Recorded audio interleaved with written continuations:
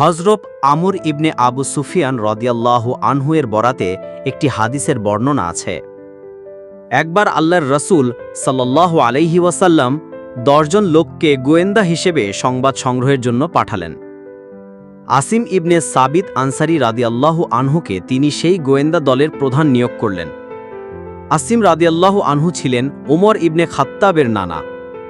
তারা Medina oh মক্কার মাঝামাঝি হাদ্দাত নামে একটি জায়গায় পৌঁছালেন।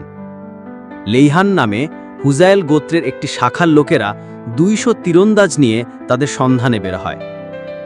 রাসূলের গোয়েন্দারা একটা জায়গায় মদিনা থেকে সঙ্গে করে নিয়ে আসা খেজুর খেয়েছিলেন। শত্রুরা সেই জায়গায় দেখে বলল, এটা তো ইয়াসরিবের মদিনার খেজুর। নানা চিহ্ন দেখে দেখে ওরা তাদের পিছু নিল। আসিম আর তার সঙ্গীরা উঁচু একটি স্থানে আশ্রয় নিয়েছিল। তাদের দেখতে পেয়ে বলল, তোমরা নেমে এসে স্বেচ্ছায় বন্দী হও, তোমাদের প্রতিশ্রুতি দিচ্ছি আমরা কাউকে হত্যা করব না। আসিম ইবনে সাবিদ রাদিয়াল্লাহু আনহু বললেন, কাফিরদের কথায় তো আমি নিচে নামব না। হে আল্লাহ, আমাদের পক্ষ থেকে আপনার নবীকে সংবাদ পৌঁছে দিন। কাফিররা ততক্ষণে তাদের দিকে তীর ছুটতে শুরু করেছে। তীরবিদ্ধ হয়ে আসিম সহ 7 জন মারাও গেলেন। বাকি রইলেন কেবল 3 জন, খুবাইব আনসারী রাদিয়াল্লাহু আনহু, জায়েদ ইবনে দাসিনা রাদিয়াল্লাহু আনহু এবং আরও একজন। কাফেরদের অঙ্গীকারের আস্থা রেখে তারা নেমে এলেন। কাফেররা ধনুকের শিলা খুলে 3 জনকে বেঁধে ফেলল। তৃতীয় জন তখন বলে উঠলেন, শুরুতেই বিশ্বাসঘাতকতা, আল্লাহর কসম আমি তোমাদের সঙ্গে যাব না, আমি শহীদদের পদাঙ্ক অনুসরণ করব। কাফেররা তাকেও মেরে ফেলল। এরপর খুবাইব আনসারী রাদিয়াল্লাহু আনহু আর জায়েদ ইবনে দাসিনা রাদিয়াল্লাহু আনহুকে মক্কায় নিয়ে এসে 2 জনকেই ওরা বিক্রি করে দিল। খুবাইব আনসারী রাদিয়াল্লাহু আনহুকে তখন হারিস ইবনে আমিরের ছেলেরা কিনে নেয়। এটা বদরের যুদ্ধের পরের ঘটনা। বদরের যুদ্ধে খুবাইব হারিস ইবনে আমিরকে হত্যা করেছিলেন। খুবাইবকে তারা কিছুদিন বন্দী করে রাখে। হারিসের ছেলেমেয়েরা খুবাইবকে হত্যা করার সিদ্ধান্ত নিল। খুবাইব তাদের কাছ থেকে ক্ষৌরকর্মের জন্য তাদের কাছে একটা খুর চাইলে হারিসের মেয়ে তাকে একটা খুর দিল।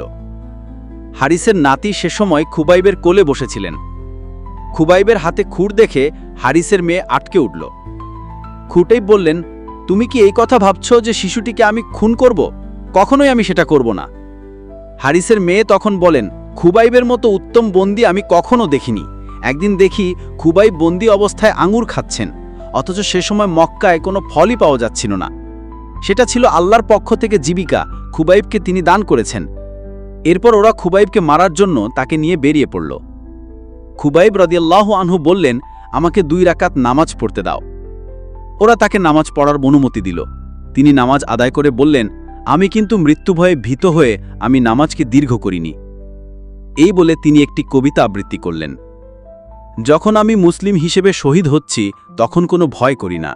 আল্লাহর উদ্দেশ্যে আমাকে যেখানেই মাটিতে লুটিয়ে ফেলা হোক না কেন, আমার এই মৃত্যু আল্লাহ তাআলার জন্য। তার ইচ্ছা হলে আমার শরীরের প্রতিটি খণ্ডে বরকত দিয়ে দেবেন। এরপর হারিসের ছেলে তাকে হত্যা করে।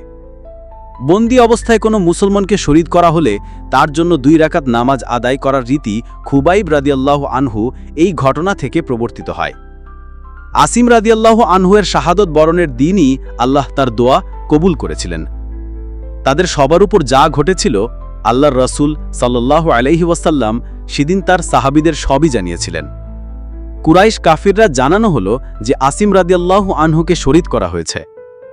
সে খবর পেয়ে ওরা একটা লোক পাঠালো আসিমের লাশ কেটে একটি অংশ নিয়ে আসতে, যাতে ওরা দেখে তার মৃত্যুর ব্যাপারে সুনিশ্চিত হতে পারে।